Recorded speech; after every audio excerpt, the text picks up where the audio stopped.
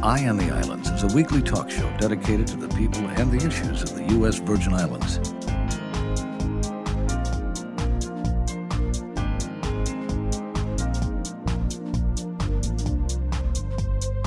Now, here's your host for Eye on the Islands, Sarah Lazama. The Virgin Islands government is facing a fiscal crisis. Government coffers are low and projected to fall even lower, with no significant action taken by lawmakers to fill the budget gap. The projected revenue shortfall for fiscal year 2012 is expected to be $90 million. So just who will pay the price? I'm Sarah Lazama, and this is Eye on the Islands. My guests today are Finance Commissioner Angel Dawson, Budget Director Deborah Gottlieb, and Senior Policy Advisor to the Governor Nathan Simmons. They're here to give us the bottom line on the budget. Welcome, and thanks for joining us. Okay, thank you for having us. The government budget is in the red. Director Gottlieb, by how much? Well, the remaining projected revenue shortfall for 2011 is approximately $17 to $20 million. It started off with approximately about $75 million, and we've closed the gap, but there's still the remaining approximately $17 to $20 million that we have not yet addressed. And how much are we looking at for fiscal year 2012? It ranges between $90 to $95 million at this point. That's a lot of money. Yeah, it is. Yes, it is. How did we find ourselves in this position? We find ourselves in this position because historically, for a number of years, we've had a structural deficit in the budget where the general fund revenues are not sufficient to cover the projected expenditures. So we've always had financing sources from other funds, etc. But since fiscal year 2008, we've had a significant decline in revenues as a result of what's been happening nationally and internationally, and it has impacted our revenues in the territory. Mr. Simmons, such a significant shortfall is bound to affect the government's ability to function in terms of providing services and paying its workers. What are we looking at in terms of impact? Well, the impact is going to be significant in terms of our ability to continue to provide services to the community. Excuse me.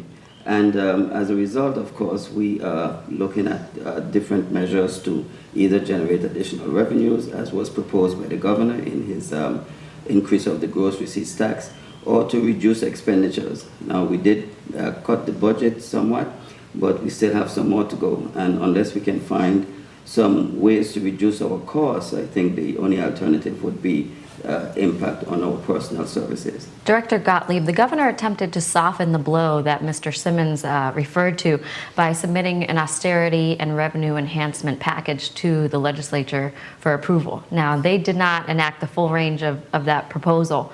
What did they enact, and how does it compare to what the governor proposed? Okay, the major revenue enhancement measure that the governor proposed was, of course, a 1% increase to the gross receipt tax. They did not, which would have generated approximately $17 million this fiscal year. They did not do that. Basically, they only passed a 0.5% increase, so we lost half of those revenues. The other thing that they did not do to reduce personnel costs, he suggested the unpaid holidays initiative. They did not pass that at all. What they did do was they did reduce appropriations by about 3%. And of course, we had already done that through the allotment process. And the major significant one that they did not do, they did not reduce the appropriation for the salary increases, which were approximately budgeted at $31.4 million, and we indicated that we did not have the revenues to implement those salary increases. When they did the two versions of the revised miscellaneous section of the budget, both times they neglected to reduce that appropriation, although they reduced other appropriations. So the governor had to take care of that through the veto pen, which he reduced that appropriation.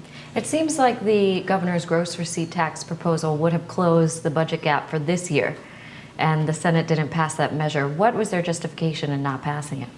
There were a number of things, of course, with any type of revenue enhancement measures. I guess there was significant hue and cry from the business community in general, but we maintain that that is something that is eventually passed on to all consumers. And is there any way that the government can honor the salary negotiations? Not at this point. Not only is it an issue in fiscal year 2011, but more significantly, where it's a major issue in fiscal year 2012, where the projected revenue shortfall is even more significant. So, if there are two ways of balancing a budget: either you're going to adjust the revenue side, or you're going to adjust the expenditure side. And my colleague can tell you it's a day-to-day basis where he's managing that cash flow, because the revenues of the government of the Virgin Islands does not come in at an even clip.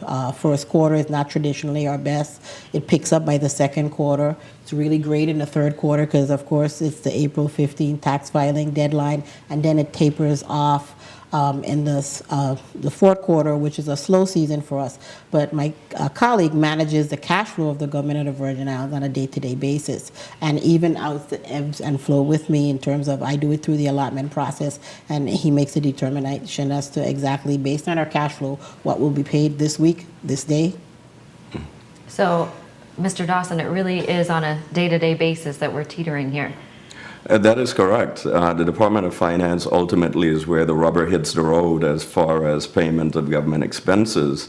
Going back to 2008, due to macroeconomic conditions, there had been a rather large cash balance in the government treasury. But with the downturn in the international economy in the U.S., at the beginning of the Great Recession, as it's called, we very quickly went through those cash balances that had been accumulated to get us through fiscal year 2008.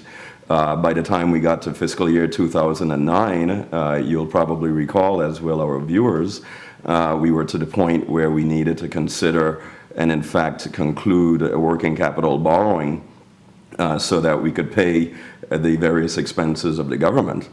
We started off with a $250 million authorization, which was subsequently increased to $500 million in fiscal 2010. But essentially, that is how we were able to get through fiscal year 2009 and 2010, and significantly also a good portion of 2011. As the Commissioner of Finance, I slept a bit more easily at night, knowing that we had access to working capital lines of credit, because, as Director Gottlieb indicated correctly, our cash flow does not come in necessarily on a consistent basis. Sometimes are better than others. So essentially, we need a cushion to take us through the slow periods. My sleep, I think, is about to become significantly less sound because we only have $50 million left to draw on our working capital line of credit. And once that is gone, then managing the cash flow becomes even more critical because if ever there was a moment where checks that have been approved by the Department of Finance for various departments exceed what we have available in the bank, that is the point at which a decision will have to be made that those checks are not going to be released, which could conceivably affect vendors and most certainly could affect government employees. Okay. We'll be right back with more of this edition of Eye on the Islands.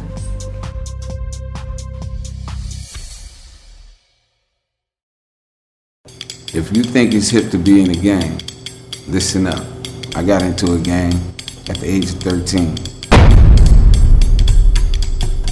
At 21, I was in and out of prison for the next 17 years.